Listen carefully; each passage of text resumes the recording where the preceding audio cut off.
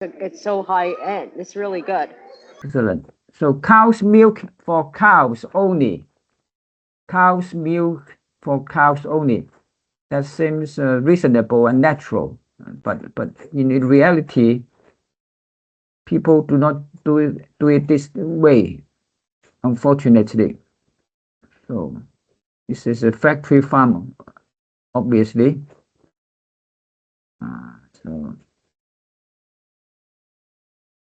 So as you may be aware, today is Mother's Day in the UK, celebrated on the fourth Sunday of Lent, which is different from American Mother's Day in both origin and timing, because the US Mother's Day will take place on the 10th of May this year, right? Anyway, rooted in Christian tradition, it originally involved returning to one's mother church and evolved into a day honoring mothers, now celebrated with cards, gifts, and family time.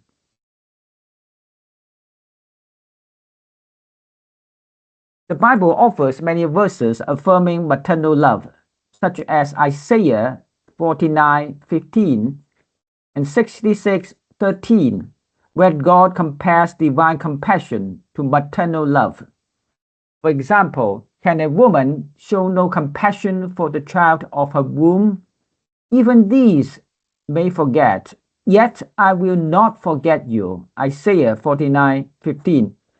And as a mother comforts her child, so will I comfort you. Isaiah 66:13. Jesus echoed this maternal imagery, expressing a desire to gather Jerusalem's people like a hen shelters her chicks. Matthew 23:37. He also showed mercy to animals, taking both a donkey and her fowl into Jerusalem to avoid separating mother and child. Matthew 21:1-7. Do to others what you would have them do to you, commands Jesus. Matthew 7:12. On the contrary, we humans usually treasure our children more than diamonds, while most of us treat animals' children as if they were trash.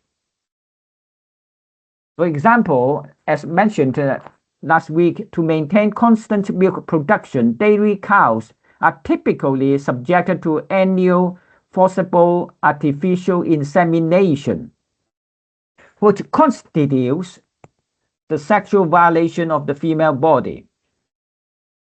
Soon after giving birth, often within 24 hours, the calf is removed so that the milk meant for the newborn can be diverted for human consumption. Oftentimes, cows and their calves cry out for one another days after their separation. Male cows, having little economic value to the dairy industry, are often killed shortly after birth. And the mother cows themselves are also sent to the slaughterhouse when their milk production declines. Similar tragedies occur in the egg industry. On a daily basis, male chicks are macerated shortly after hatching because they cannot produce eggs. Further, animals raised for meat are typically slaughtered while still young, like pigs at 5 months, beef cattle at 12 months, and broiler chickens at 5 weeks. When you have no mercy for God's creatures, God will have no mercy for you. Zechariah 11:4-6. To honor all mothers, human and animal alike, choose mercy and embrace a vegan style, please. So, any remark or questions?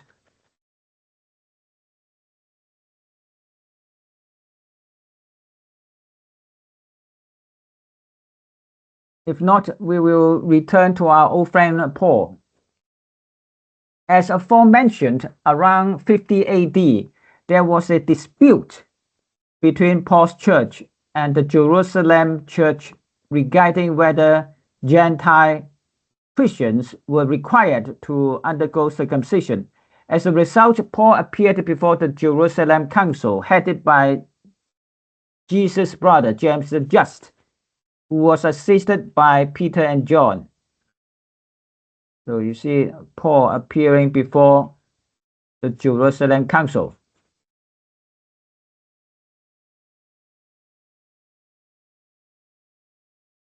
Probably Peter and John should be younger. Anyway, never mind. So anyway, this must be James the Just, the head of the Jerusalem council. After much heated discussion, James the Just issued an apostolic decree which exempted Gentile believers from circumcision and only required them to abstain from blood, from things strangled, from things sacrificed to idols, and from fornication. Acts 15, 19 to 20 and 29. So let's examine this apostolic decree, which we contain is a vegan decree. So again, Paul, this is James the Just and Peter and John, the three pillars of the Jerusalem council. To borrow Paul's own words, they are the pillars. Anyway, let's see. Let's examine this decree. This decree must be vegan because firstly, it states abstain from blood, not just abstain from consuming blood, abstain from blood. But blood is life, life is blood, right? How can we kill an animal without shedding blood? As questioned by Professor Andrew Linzey in his famous book, Animal Theology. Secondly, things strangled, according to Pastor William Metcalfe. He's a 19th century priest. Things strangled, according to Pastor Metcalfe, refers to animals subjected to a violent death that is slaughtered by humans in general, not just by strangulation.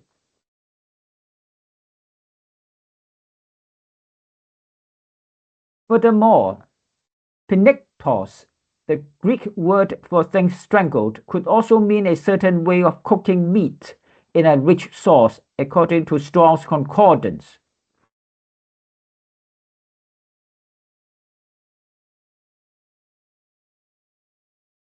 But then Paul pays lip service to the vegan apostolic decree.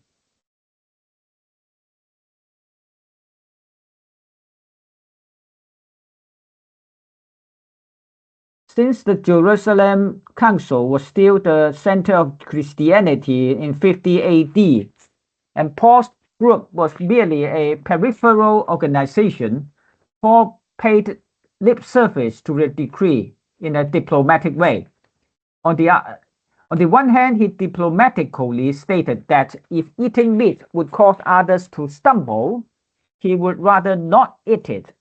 1 Corinthians 8:13. On the other hand, he advised people to eat anything sold in the meat market out there without guilt, without questions of conscience.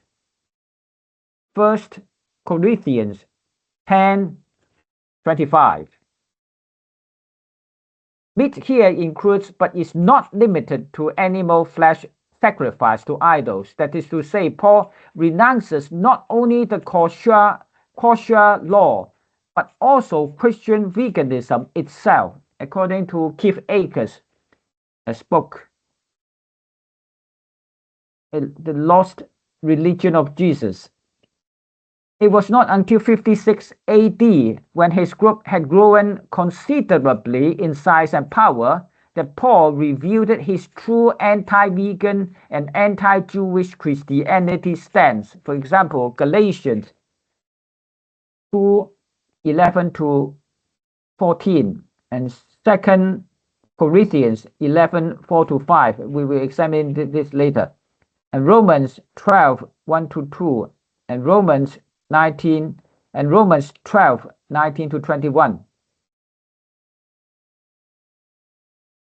Following the end of the 50 AD Jerusalem conference in Acts 15, Paul returned to his congregation in Antioch.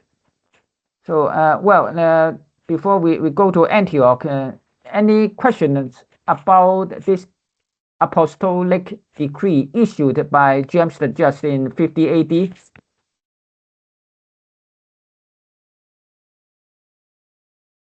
Literally, he established a church of meat eating, which is opposite of James the Just and Jesus's preaching. Yes, a church of meat eating, right. Yeah.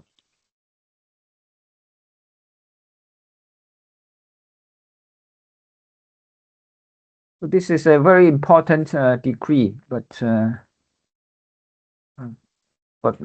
Paul pretended to agree to it, while he did and said things opposite to it.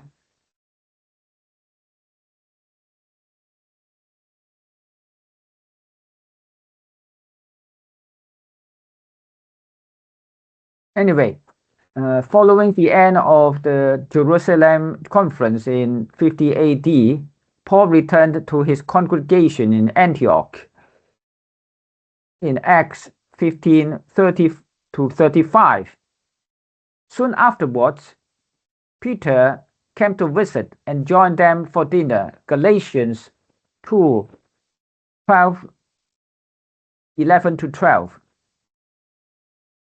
When Peter withdrew from a table of flesh-eating Gentiles upon hearing a message from members of the Jerusalem council, Paul lashed out at Peter, accusing him of intolerance and hypocrisy.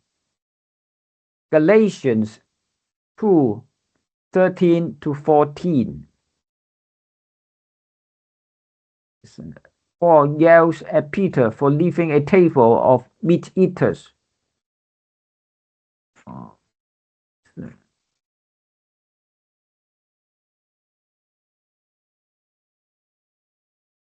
So, not long afterward, even Barnabas, Paul's close companion who had first introduced him to James and Peter back in 40 AD, parted ways with Paul. Ostensibly, this was over whether to take John Mark on their missionary journeys, Acts 15:36 to 40. But it is likely that Barnabas began to see through Paul's anti-law and anti-vegan stance. This is according to James Tabor, spoke James and Paul.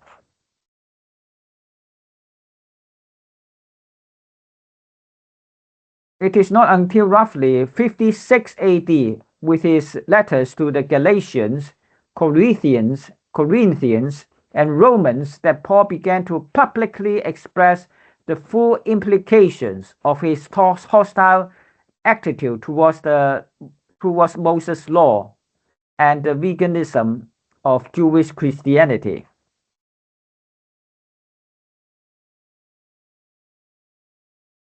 Demonizing the Torah. In those letters, Paul blatantly attacked Moses' law. For example, all who rely on the works of the law are under a curse.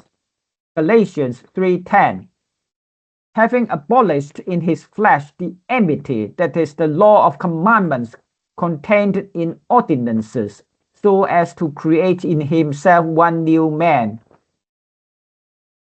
Ephesians 2:15. The sting of death is sin, And the power of sin is the law. 1 Corinthians 15:56. Very strong language. In relation to veganism, Paul asserts that those who are strong in faith may eat anything, while those who are weak eat only herbs. Romans 14:2. For meat destroys not the work of God. All things indeed are pure. Romans 14:20. So the weak eats only veggies. It's Paul's declaration on veganism.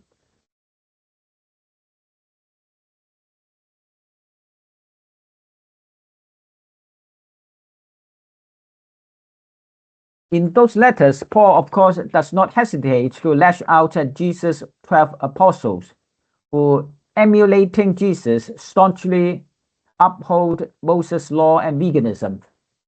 Paul calls them false apostles, deceitful workers, transforming themselves into apostles of Christ. 2 Corinthians 11:13-15. Are they Hebrews? So am I. Are they Israelites? So am I. Are they the seed of Abraham? So am I. Are they ministers of Christ? I speak as a fool. I am more. In labors more abundant, stripes above measure, in prisons more frequently, in debts often. 2 Corinthians 11:22-23. In other words, he means that he's more qualified to be an apostle than the 12 real apostles.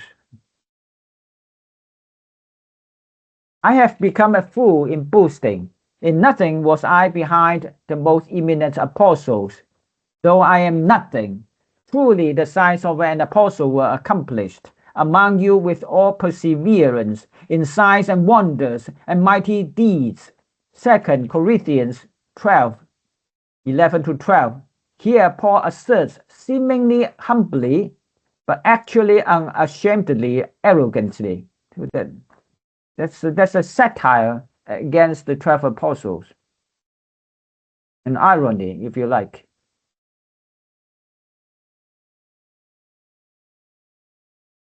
Okay, so any question so far about Paul's criticism of the 12 apostles and his stance on veganism and meatism?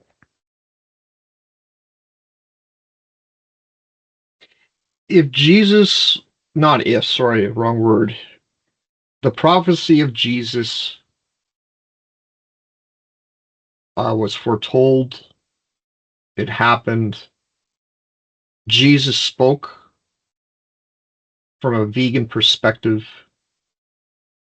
Paul was 100% against the vegan movement, literally 100% against Jesus himself. So, yes, because he's anti-vegan, Paul is literally anti-Jesus or anti-Christ. I'm shocked that the churches promote Paul more than they promote Jesus. They mix it up. Say, well, Jesus had a message. Paul spoke on the behalf of Jesus. Now, that's bearing false witness.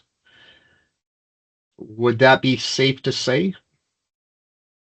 Yes, in the mind or from the perspective of most mainstream churches, Paul is the spokesman for Jesus.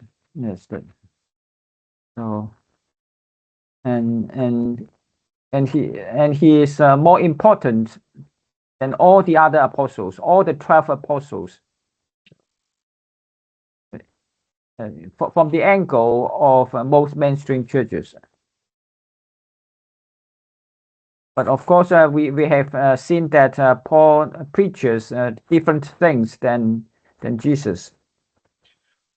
Well, even the comparison of, and I'm assuming you're going to probably get into this more, is Jesus's brother James the Just is vegan.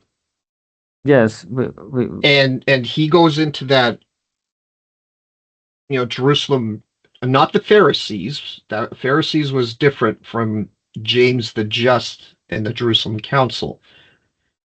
And it seems to be mainstream Christianity want to blend the two, and it's not. Pharisees are very different from James the Just.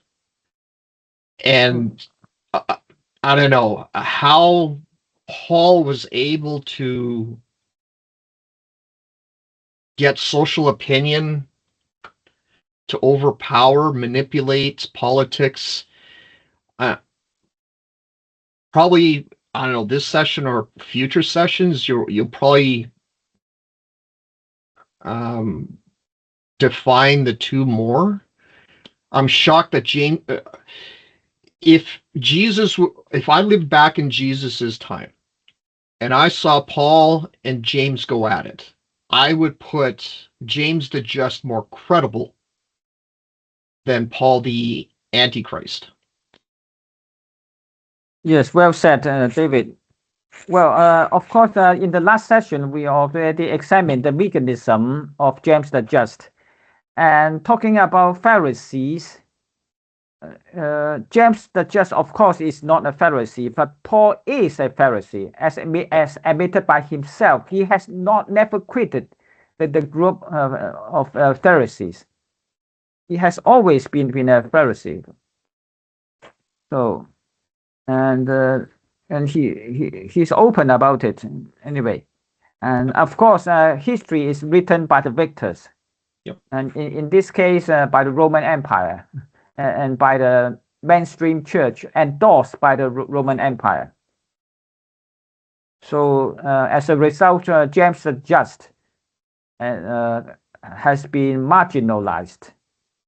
And Mary Magdalene has almost been obliterated from the entire Gospels, from the entire New Testament.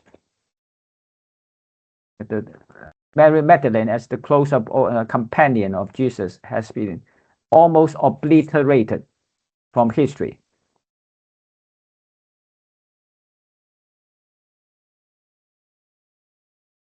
Anyway, excuse me, I'm going to the workshop. We'll soon be back.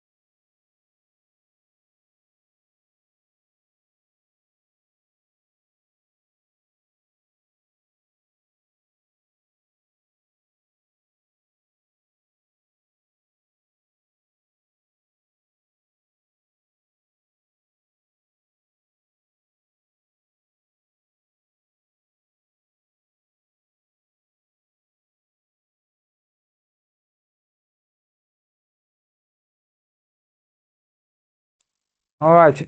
All right. Thank you for your patience. Any other remarks or questions? Let's see. Okay. This is Romans 8:19 to 22. So maybe Veronica, will you please read this aloud, if you like? Sure. Romans 8, verse 10 to 22. For the creation waits in eager expectation for the children of God to be revealed. For the creation was subjected to frustration, not by its own choice, but by the will of the one who subjected it, in hope that the creation itself will be liberated from its bondage to decay and brought into the freedom of the glory of the children of God. We know that the whole creation has been groaning as in the pains of childbirth right up to the present time. Thank you very much, Veronica. Very clear. Thank you, Veronica. So I think most of you have heard about this. The whole creation has been groaning, and this is written by Paul. And Romans 8:19-22, the passage we have just read, is often cited as evidence that Paul cared about the suffering of animals. Yes, even Professor Andrew Linzey and Professor David Clough often quote this passage to say that Paul cares about animals or whatever. In reality, the passage reflects Jewish apocalyptic cosmology, in which the entire world suffers under corruption until the redemption of humanity. Creation only appears as a passive background, a passive backdrop to human salvation. And the text contains no ethical concern for animals. It therefore provides no support for the idea that Paul advocated compassion toward non-human creatures. You see, Paul here is mainly drawing on two well-known motifs in Jewish apocalyptic literature. The first one being creation subjected to corruption because of human sin. The second being the birth pains or labor pains before the Messianic age. So the first one, creation suffering because of human sin. God tells Adam, "Cursed is the ground because of you." Genesis 3:17. And another example is First Enoch. Parts of this work describe the earth being corrupted by human wickedness. And another example, the second of Baruch. The world in second Baruch is described as weakened, decaying, awaiting renewal. Birth pains for Exra. This text describes the present world as a pregnant woman in labor, suffering before the new age is born. Apocalypse of Baruch. It also uses birth pain imagery for the suffering that precedes the Messianic restoration. The same imagery later appears in the New Testament as well. For example, Jesus says, "All these are the beginning of birth pains." Matthew 24:8. So Jewish apocalyptic writings expected that when the Messiah comes, the earth will be renewed, corruption will end, creation will be restored. Example, the wolf shall dwell with the lamb. Isaiah 11:6-9. And then I saw a new heaven and a new earth. Revelation 21:1. Paul is using traditional Jewish apocalyptic symbolism, describing the present world as suffering before God's final restoration. It does not imply that Paul is reflecting on actual animal suffering.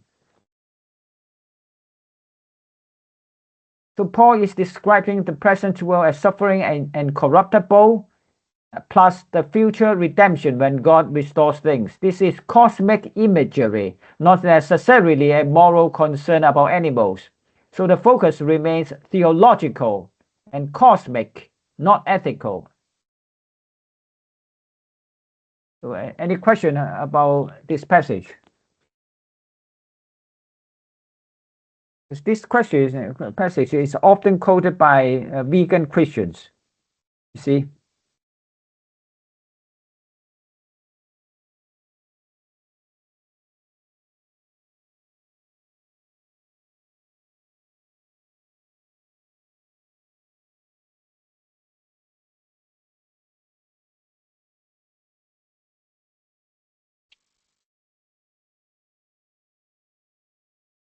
Okay, now the time is 57 AD.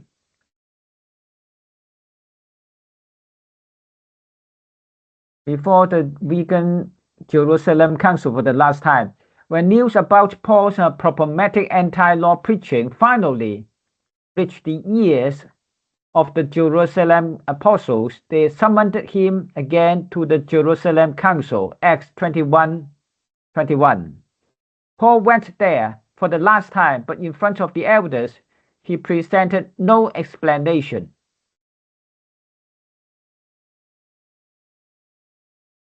Paul is always saved by Roman soldiers at critical moments.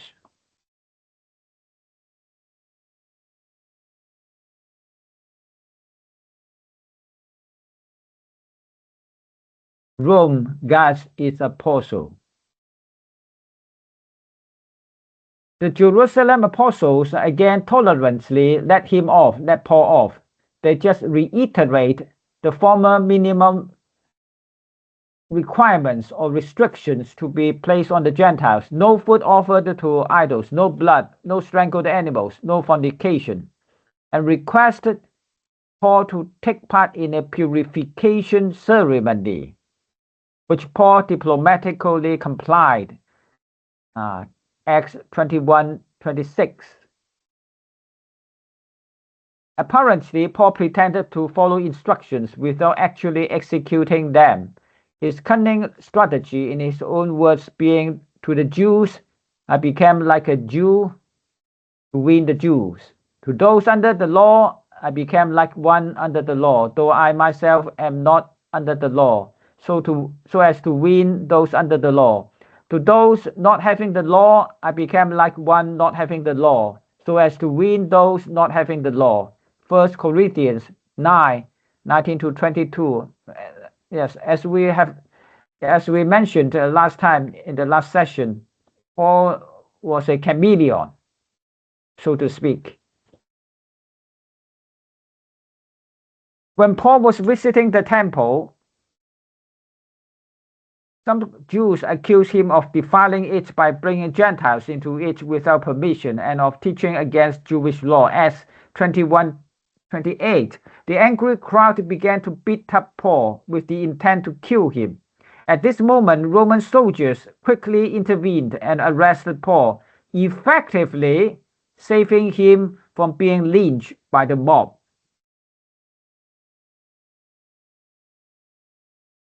The Roman commander, Claudius Lysias, ordered Paul to be bound and taken to the barracks.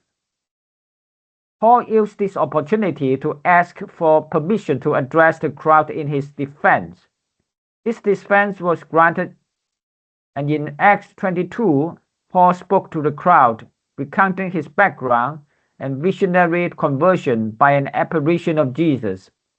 After his defense, the crowd became agitated again, and the Roman commander ordered Paul to be brought into the barracks and interrogated to understand the reason for the uproar. Again, save his ass again. After Paul was brought into the barracks in Acts 22:24, the Roman commander, Claudius Lysias, allegedly ordered him to be interrogated by flogging to determine why the crowd was so hostile. However, as they were allegedly preparing to do so, he revealed that he was a Roman citizen. Acts 22:25-26. This caused the centurion to inform the commander, who released Paul from his bonds the next day and brought him before the Sanhedrin, that is the Jewish council, to clarify the accusations against him. Acts 22:30.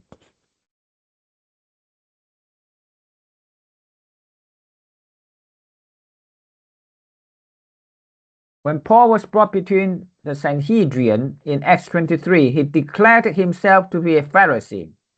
So that's who he is. He is always a Pharisee who believed in the resurrection of the dead. This caused a dispute between the Sadducees, who denied the resurrection, and the Pharisees, who affirmed it. leading to chaos. The Roman commander, fearing for Paul's safety, again had him taken back to the barracks. Save his ass again. A Nazarite style oath to take down Paul. We talk about Nazarites or Nazarites last time. They are the same thing, the same group.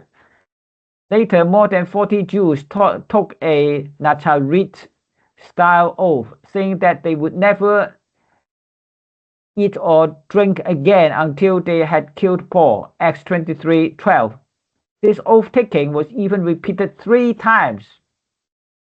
However, Paul's nephew, unidentified in Acts, overheard the plot and informed the Roman chief captain of the temple guard in the fortress, as a result of which Paul was transferred under heavy guard to Caesarea to stand trial before Governor Felix. Acts 23:12-35. So Paul was saved again by the Roman army, by the Roman chief, by the Roman Empire. His nephew obviously has some connections with the Roman army. Paul's nephew, who informed the Roman commander. According to Professor Robert Eisenman's research, Paul's nephew is likely Julius Archelaus, whom Josephus compliments in his dedication to his book Antiquities as an avid reader of his works. The mother of this young man may be Cypros IV, who was the wife of Cassius,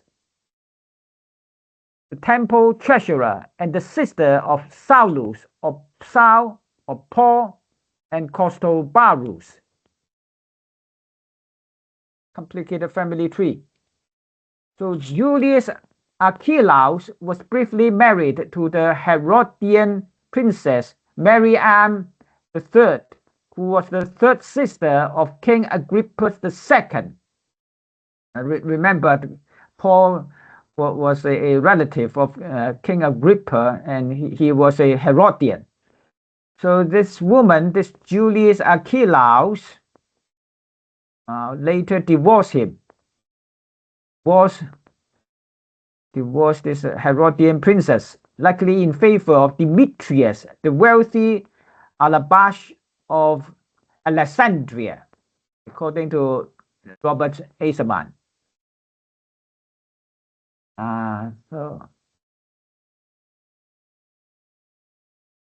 So that means Paul's nephew has close connections with the establishment.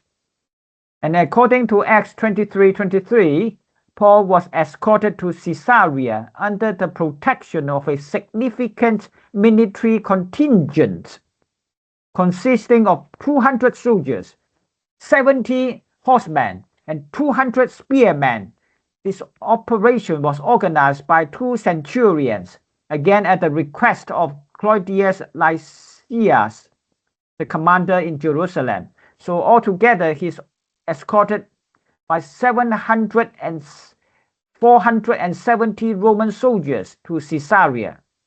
470 Roman soldiers. It seems unlikely that 470 soldiers would be necessary just to prevent one man from escaping. The deployment of such a huge number of troops more likely suggests that they were tasked with shielding or protecting Paul from a significant external threat, that the Romans may have seen Paul as strategically important or wished to avoid any risks regarding his safety. In contrast, Jesus only had a much smaller escort, if any, when he was led to Golgotha.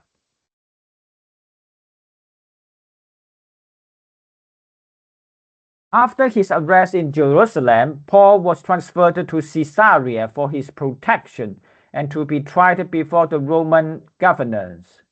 the Roman governors Felix and later Festus. He was held under guard in Herod's palace, Caesarea, which served as the official residence for Roman governors in Caesarea from approximately 57 AD to 59 AD. Acts 23:35. So he was imprisoned, not in a prison, but in a palace. Yeah. So it's very extraordinary.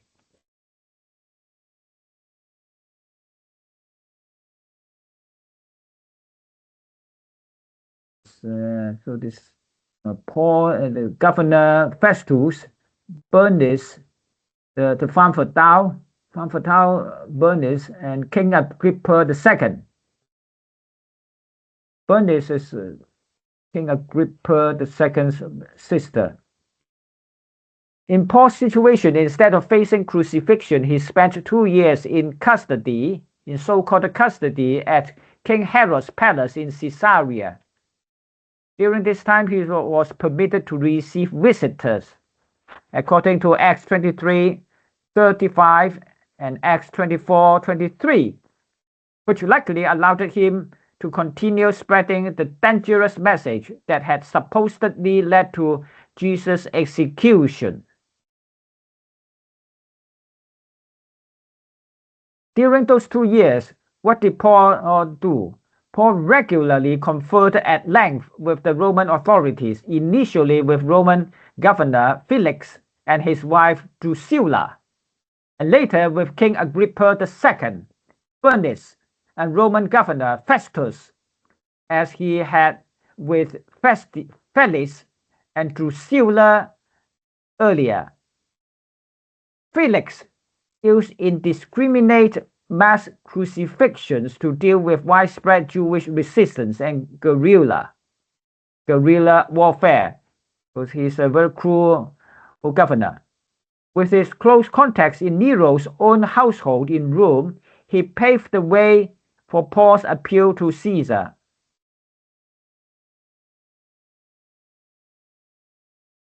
So this governor Felix is not a very generous governor. He's a very cruel, brutal governor, but obviously Paul is treated very well in the palace, and he has quite some freedom there.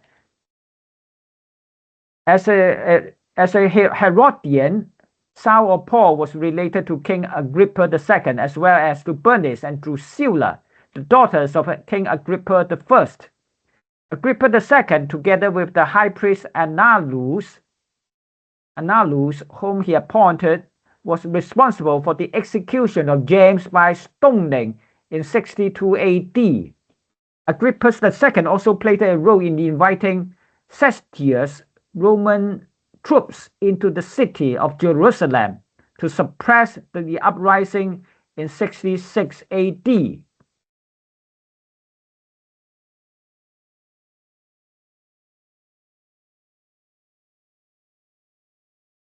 So, according to Professor Robert Aserman's research, Paul is the Saulus in Josephus' Antiquities and the War of the Jews.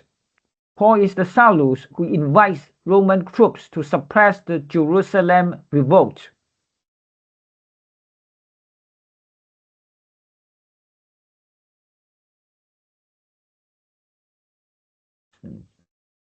So this is Saulus or Saul or Paul, the Roman army, the Roman troops outside Jerusalem city. Bernice and Drusilla were sisters, both known for their licentious behavior, according to Josephus' Antiquities of the Jews and the Jewish War. Bernice had an incestuous relationship with her brother Agrippa II.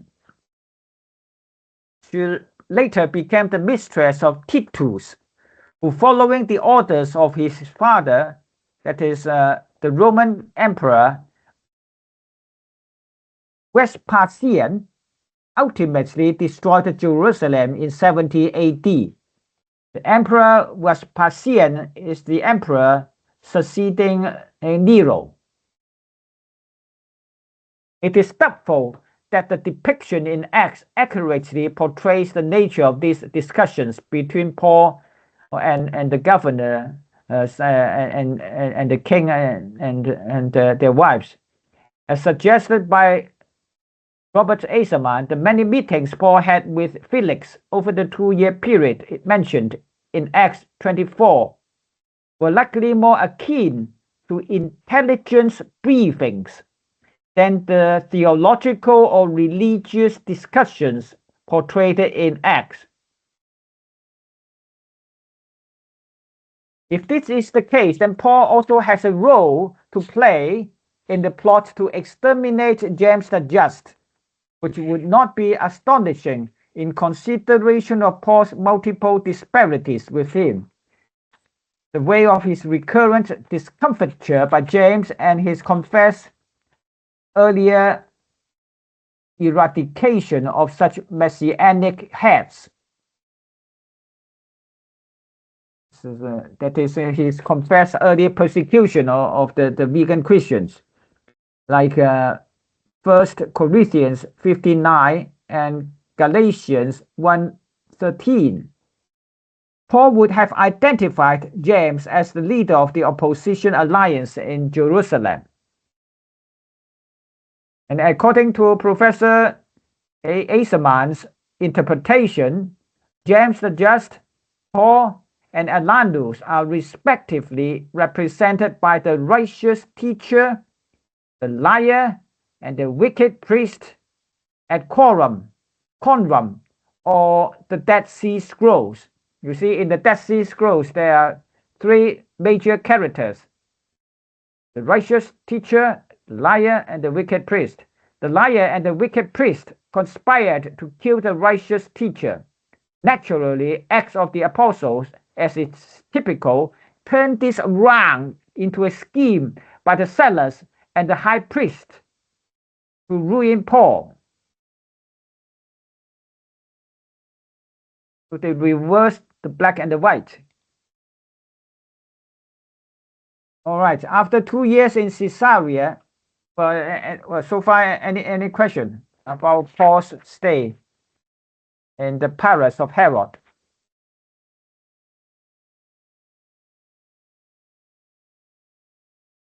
Very suspicious.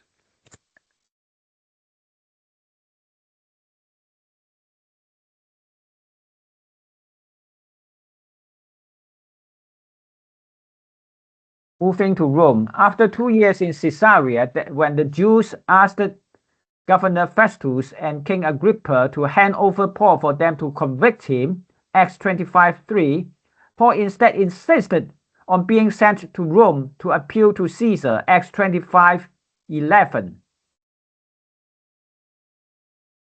King Agrippa, who did not believe that another trial was necessary, expressed his willingness to release Paul, saying this man could have been set free if he had not appealed to Caesar, Acts 26:32. So they want to release him, but he insisted on meeting Nero. That's not very reasonable. Doesn't make sense. Despite this, Paul's request was granted, and he was taken to Rome with an expensive military escort. It is curious that Paul, who was about to be released, demanded another trial simply because he wanted to be released elsewhere. Can you believe this? Doubtless, Paul did not want to be freed among his Jewish enemies who were seeking his death. However, it is unclear why the Romans were willing to send him to Rome, spending more time and money on him when they could have released him in Caesarea, allowing him to arrange his own journey. So either Paul had a scheme to propose to Caesar for getting Jewish dissidents, or Emperor Nero wanted to personally assign him a mission against Jewish Christians. Anyway, he wanted to see the emperor, to meet the emperor in person. And well, of course, he's saved again by the Roman military. During the voyage from Caesarea to Rome, which was long and arduous, involving dangerous conditions and a shipwreck, Paul befriended a centurion named Julius. In Acts 27, 42 to 43, when the ship carrying Paul and the others faced a shipwreck near the island of Malta, the soldiers considered executing the prisoners, including Paul, to ensure that none of them escaped during the chaos of the shipwreck. However, the centurion Julius intervened and saved Paul in almost the same way Roman soldiers had saved Paul from angry Jewish crowds on several occasions before. This shows that the centurion and Paul may be working for the same big boss, that is Nero.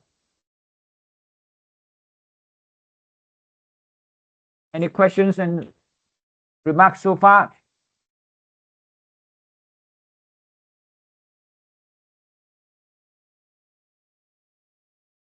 The supposedly subversive Paul experienced unbelievably lenient conditions under Roman rule, just like when he was in Caesarea. After transporting him from distant lands to Rome for trial, imprisoning him for 2 years, and incurring expenses for his upkeep, the Romans never actually brought him to a trial. Instead, Paul was allowed to live on his own, with only one soldier guiding him. Acts 28:16. So he spent 2 years in Rome, staying in his own rented house, receiving visitors, and boldly and without hindrance preaching the kingdom of God and teaching about the Lord Jesus Christ. Acts 28:31. Can you believe it?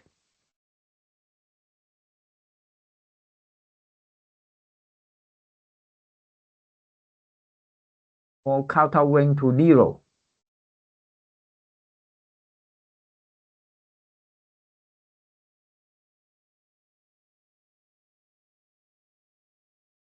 To put it another way, Jesus was crucified straight away for being a political menace to the empire. Deserted police officer Paul was given leave to disseminate his messianic teachings in the heart of the empire unimpeded.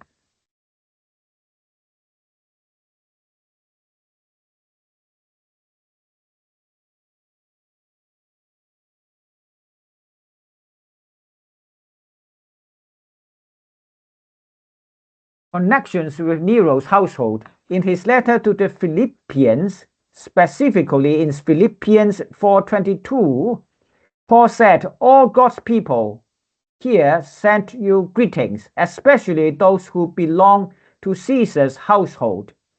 This letter was written while Paul was under house arrest in Rome, which is commonly believed to have taken place around 60 to 62 AD.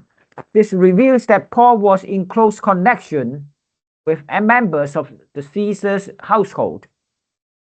No wonder, as aforementioned, at the end of his 2 years of soft imprisonment in Caesar, he said, "I appeal to Caesar," even when Agrippa II and Festus agreed that he should be released.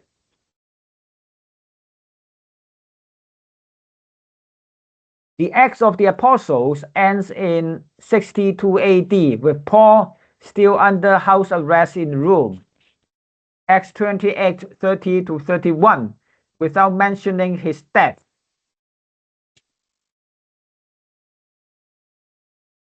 We do not know whether, how, or when, or where Paul departed this life. Early Christian sources provide various accounts, with some suggesting that he was beheaded, possibly by Nero. References include the epistle of Clement to the Corinthians, attributed to Clement of Rome, and Tertullian's Here 36 and Eusebius' History of the Church. But that's after hundreds of years. These so-called early Christian sources, in fact, were written hundreds of years after 62 AD. However, it seems reasonable to conclude that the Romans continued to protect him as they had done for years, viewing him as a valuable asset. It would have been clear to them that Saul of Tarsus, known as Paul, was advancing their interests through his actions, speeches, and writings. It seems improbable that they would abruptly decide to execute him, as Christian tradition asserts.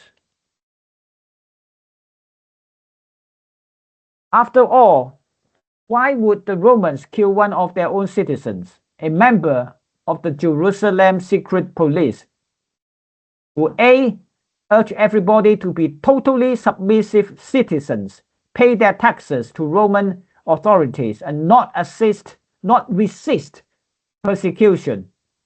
Romans 13, 1-7. B, condemned the Jews for killing Jesus and displeasing God. 1 Thessalonians 2, 14-16. C, encourage Pauline Christians to disregard the vegan apostolic decree and eat animal flesh. 1 Corinthians 10:25, shooting the Roman ruling class taste. D, proclaimed that God's salvation had already arrived, Acts 13:47, which could neutralize any revolutionary impulses within Christian communities.